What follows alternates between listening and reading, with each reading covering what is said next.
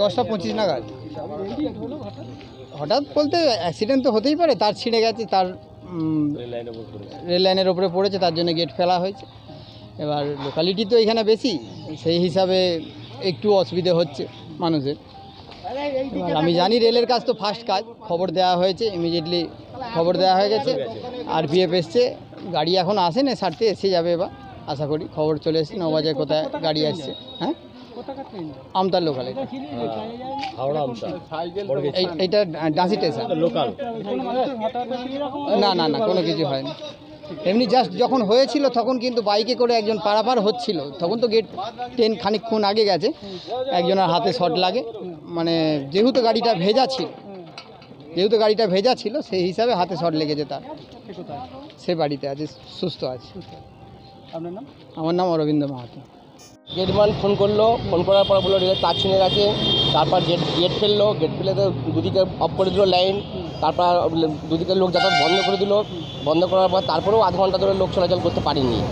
ওদিকে স্কুলের ছাত্রছাত্রীরাও আসবে, স্টেশন ধরে হেঁটে হেঁটে আসে, সেটাকেও বন্ধ করে দিল। পাবলিক হেঁটে বন্ধ করে আসে না, কারেন্টের তার ছিঁড়ে গেছে বলে দেওয়া হলো।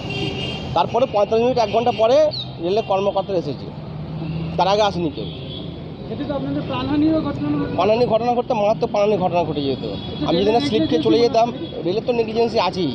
ওইটুকুর মধ্যে আপনার কোনা স্টেশন থেকে আপ টু একদম আপ টু ডাঁসি স্টেশন পর্যন্ত বারে বারে এরকম ঘটনা ঘটতেই থাকে, বারে বারংবার ঘটতে থাকে।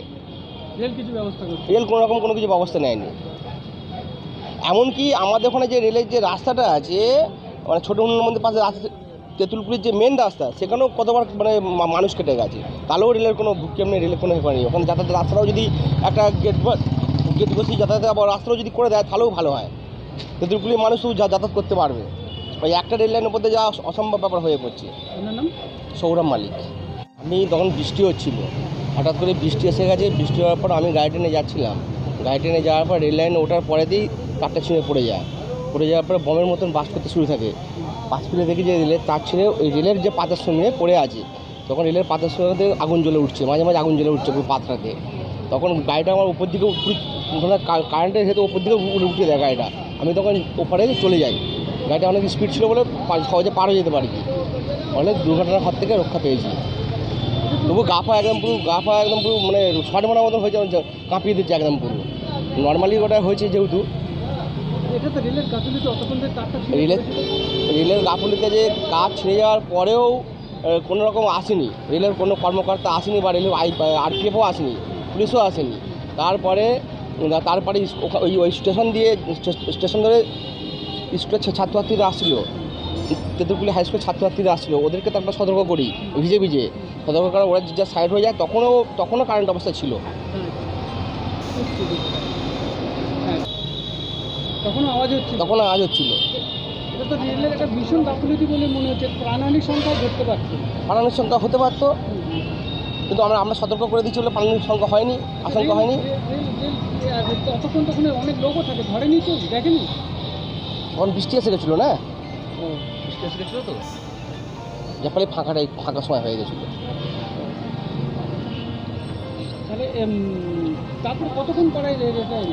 প্রায় 45 মিনিট পরে এলো, 45 মিনিট আধ ঘন্টা পরে এলো। হ্যাঁ, গেটম্যান ছিল, গেটম্যান ফোন করেছিল, ফোন করার পর তখনও আসেনি। স্কুলের বাচ্চাগুলো তখন আসছিল? হ্যাঁ, স্কুলের বাচ্চাগুলো রেল লাইন ধরে আসছিল। কী হলো তারপরে? বাচ্চাগুলো আতঙ্ক পড়ে গেছিল। আমাখান থেকে হাত পাড়িয়ে আমরা দাঁড়িয়ে পড়ে তারটা ছেড়ে চৌবাবু আসতেই ছিল। তারপরে বাচ্চাগুলো কি ছোটাছুটি করছে? বাচ্চাগুলো দুধারে দাঁড়িয়েছিল। তখন আস্তে আস্তে বাচ্চাগুলোকে আস্তে আস্তে ভাগ দিয়ে নিয়ে আসা হবে। আস্তে ভাগ দিয়ে বাচ্চাগুলো এলো, রেল লাইনের নামগুলো ধার দিয়ে এলো, রেল লাইনের ধার দিয়ে চলে এলো। ওখানে দাঁড়িয়ে তুমি দাঁড়িয়েছিলে ওখানে? সব তো আতঙ্ক মধ্যে পড়ে গেছিল, সব তো আতঙ্ক। আচ্ছা, বাচ্চাগুলো কোন স্কুলে ছিল বাচ্চাগুলো? Tentulpuli high school. Tentulpuli high school.